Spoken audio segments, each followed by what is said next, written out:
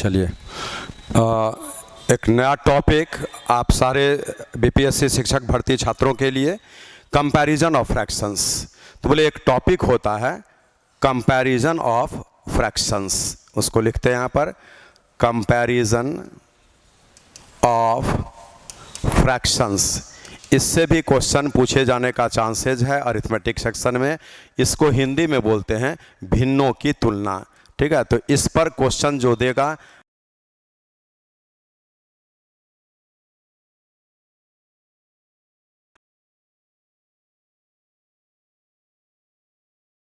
देखिए, comparison of fractions, भिन्नों की तुलना। और इसमें क्वेश्चन जो दिया जाता है उसके लिए सबसे पहले जब हम यहाँ पर ये शेप लिखते हैं तो इसी को बोला जाता है ऐसे कि ये फ्रैक्शंस है। और बोले आपसे बोले इन दोनों भिन्न में कौन बड़ा कौन छोटा है, कंसेप्ट दे देना कौन बड़ा कौन छोटा। तो इसके लिए बहुत सारा तरीका होता है। एक मेथड होता है कि हम यहाँ पर 5 से इसमें भाग लगाएंगे तो पहले दशमलव पड़ेगा, 40 होगा, 5 से 8 चांस लगा, मीनिंग इसका मान डेसिमल में आ गया 0.8 दशमलव में। और बोलिए जब हम इसको डील करेंगे तो दशमलव पड़ेगा, ये 70 हो जाएगा, 8 7 56 होगा, 8 8 64 होगा। तो ये ऐसा देखिए, ये 70 है तो 8 8 64 हो गया, 6 बचा 60 होगा, 8 7 56 होगा। बोले ये तो सीधे ऐसा है। अब बोलिए कि ये 0.80 और ये 0.87 है, इसका अर्थ है ये इससे ये बड़ा है, मीनिंग यहाँ पर भी लिखेंगे इससे ये बड़ा है। तो हम लोग बोलेंगे कि 4/5 और 7/8 में 4/5 ये छोटी भिन्न है और ये जो निकला ये बड़ी भिन्न है। तो एक तरीका तो आपका ये हो गया मेथड 1। दूसरा, हम इसी क्वेश्चन को ऐसे भी सोच सकते हैं जब इस जगह पर 4/5 है, इस जगह पर 7/8 है, इसमें कंपैरिजन करना है तो नियम क्या होगा उस बात को समझिए। इससे इसमें मल्टीप्लाई कर दीजिएगा, 8 × 4 32 होगा, इससे इसमें मल्टीप्लाई कर दीजिएगा, 7 × 5 35 होगा, 32 से 35 ऐसे डायग्राम बना। इसीलिए इसका अर्थ निकला कि 4/5 फ्रैक्शन जो है 7/8 फ्रैक्शन से छोटा है, मीनिंग यहाँ भी पता चल गया कि ये आपका छोटी भिन्न है और ये जो है ये बड़ी भिन्न है। तो चलिए दोनों मेथड से आप क्वेश्चन को इजीली सॉल्व कर सकते हैं। तो ये तो हो गया कि जब फ्रैक्शंस दिया रहेगा और उसमें बड़ा छोटा पहचानना हो कैसे पहचानेंगे। लेकिन आपके एग्जामिनेशन में जो क्वेश्चन देगा उसमें यहाँ पर 2 ही नहीं बल्कि 3 फ्रैक्शंस बल्कि 4 फ्रैक्शंस हो सकता है और बाय द वे 5 भी हो सकता है। इसीलिए वो जानकारी आपको दिया जा रहा है कि 3 फ्रैक्शंस होगा तो कैसे डील कर लेंगे, 4 होगा तो कैसे डील कर लेंगे, नियम तो यही लगेगा। लेकिन आप यहाँ पर क्या करिए कि इसके लिए एक नियम नोट भी कर लीजिए। जैसे देखिए, अगर यहाँ पर a/b फ्रैक्शन हो, यहाँ पर c/d फ्रैक्शन हो, इसमें कौन भिन्न बड़ा कौन भिन्न छोटा, तो इसके लिए ये गुना करेंगे, यहाँ पर ad आ जाएगा और ये गुना करेंगे तो यहाँ पर bc आ जाएगा। और यहाँ पर कंडीशन लिखते हैं if ad greater than bc, तो आपका a/b भिन्न जो है वो c/d से बड़ा होगा। और इसी के लिए दूसरा, अगर ad है लेस देन bc तो यहाँ पर a/b फ्रैक्शन जो होगा वो लेस देन c/d होगा। ये दोनों नियम आपको इस जगह पर नोट कर लेना है, जल्दी से नोट कर लीजिए।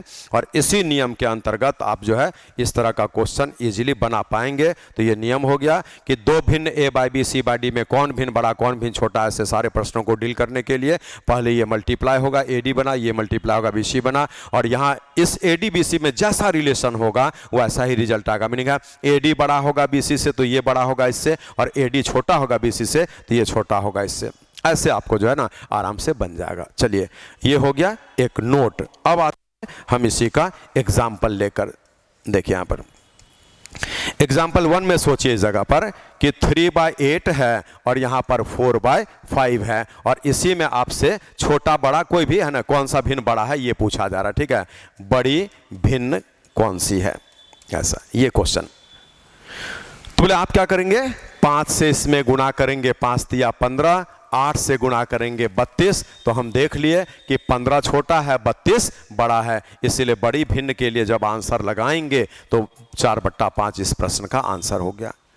इस तरीके से बना लीजिएगा। चलिए एग्जाम्पल 2 इसी जगह पर बोलता है 4/7, 5/8, 11/14, और तब बोलेगा इस तीनों में सबसे बड़ा भिन्न कौन सा है, सबसे बड़ा और सबसे छोटा भिन्न कौन सा है। कुछ भी पूछे तो आराम से बन जाएगा। चलिए सबसे बड़ा ही हम अभी लिख दिए कि सबसे बड़ा भिन्न कौन सा होगा, उसके लिए पहचान देंगे।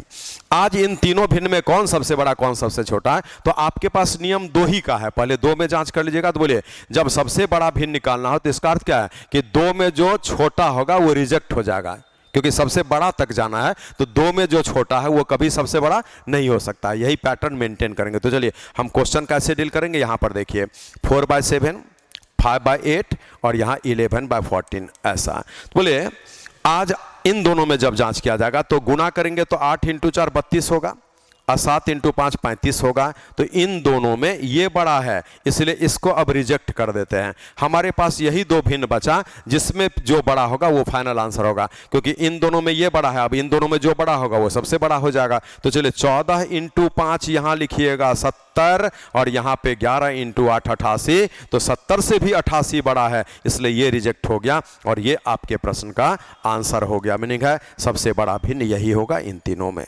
लेकिन यहां पर एक चीज और आपको हम दिखाते हैं, उसके लिए जगह देखिए, इस जगह पर एक सिस्टम और आपको हम दिखा रहे हैं। देखिए बोले जब क्वेश्चन आपसे ये बात बोल रहा है कि इनमें बिगेस्ट कौन सा है, सबसे बड़ा क्वेश्चन बोलता है, मीन्स आपसे पूछा है बिगेस्ट कौन सा है। तो देखिए एक नियम और आपको हम सिखाते हैं यहाँ पर, लेकिन वो कंडीशनल है। अगर वैसा मोमेंट मिलेगा तो आप ये रूल अप्लाई करिएगा। कौन सा मोमेंट है, देखिए आज जितने भी भिन्न, नोट में हम लिखाएंगे, जितने भी भिन्न हैं सभी एक से छोटा है। एक से छोटा भिन्न का पहचान क्या है, ऊपर वाला नीचे वाला से कम हो। मीनिंग है मैथ्स के भाषा में अंश जो है हर से कम होगा, इंग्लिश में न्यूमरेटर डिनोमिनेटर से कम होगा। तो बोले अगर अंश हर से कम है तो वो भिन्न एक से कम है, लेकिन अंश हर से बड़ा हो जाए तो वो भिन्न एक से बड़ा होता है। इसलिए सारा भिन्न एक से कम होना चाहिए, कम है।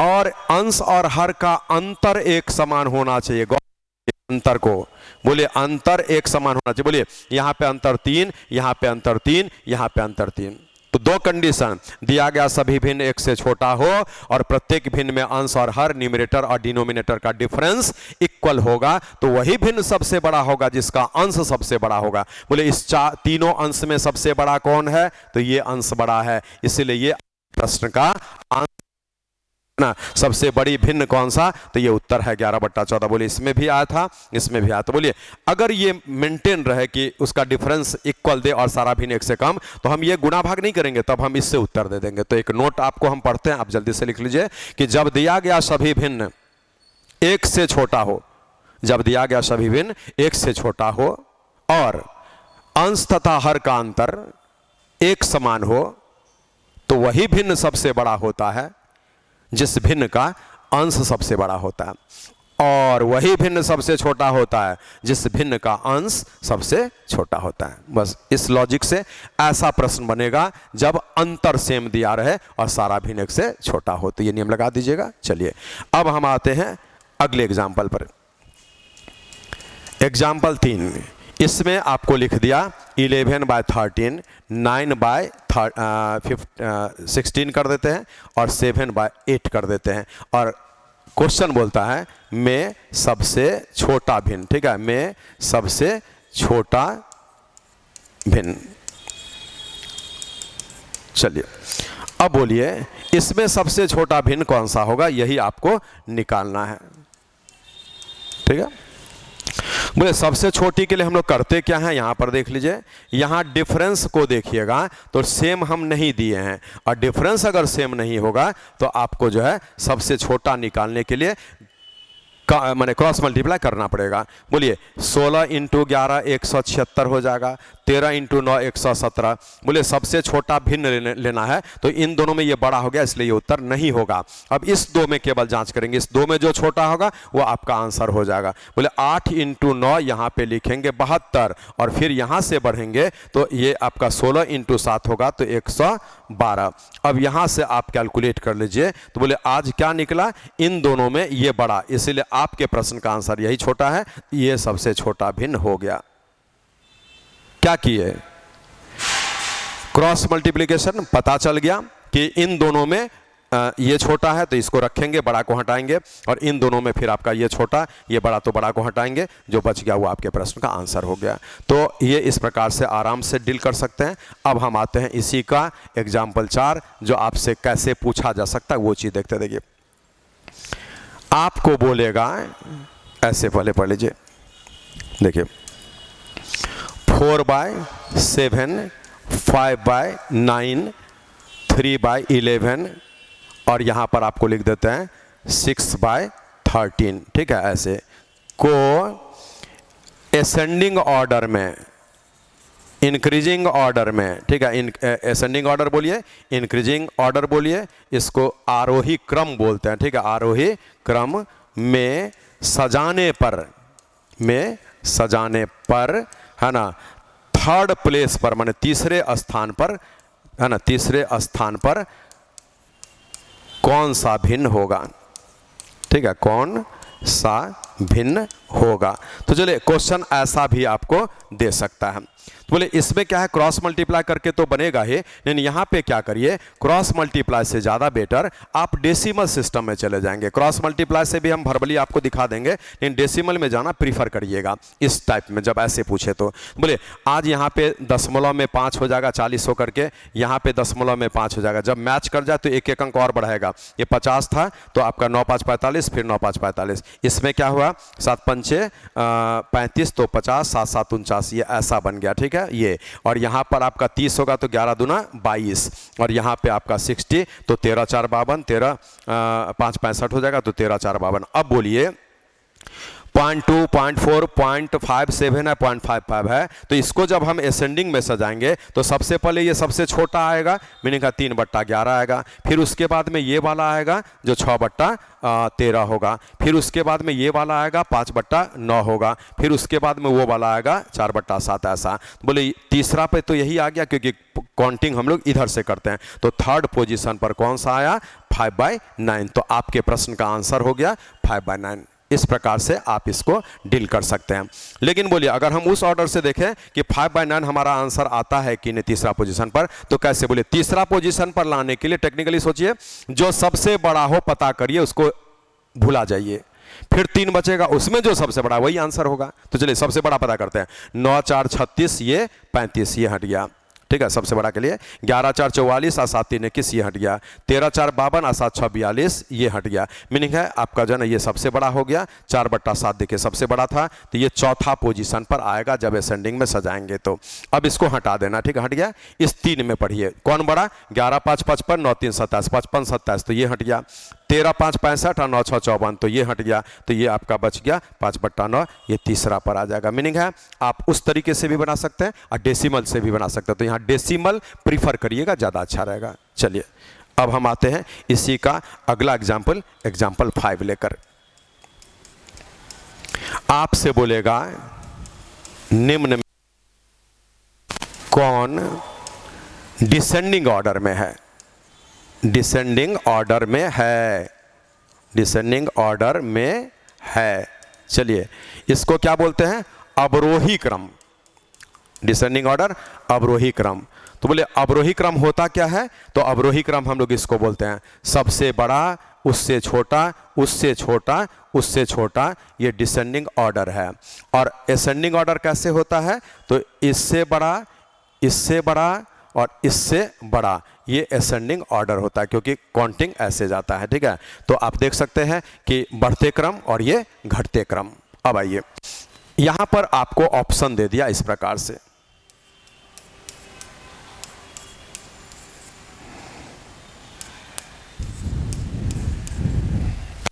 दूसरा ऑप्शन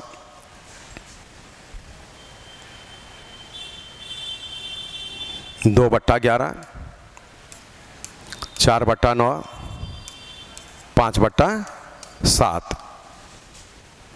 और तीसरा ऑप्शन 2/11, 5/7, 4/9, चौथा ऑप्शन 4/9, 2/11, 5/7। बोले ये दे दिया कि आप अवरोही क्रम में सर्च करिए। मीनिंग है इसमें कौन डिसेंडिंग ऑर्डर में आएगा, तो बोलिए आप डायरेक्ट वो क्रॉस मल्टीप्लाई करिए। कैसे, बोले 9 × 5 = 45, और 7 × 4 = 28, तो बोले ये तो इससे घटा। 11 इंटू 4 यहाँ पे लेंगे 44 और यहाँ 9 दूना 18, तो बोले इससे ये घटा, इसलिए ये आंसर कर दीजिए, यही डिसेंडिंग ऑर्डर है।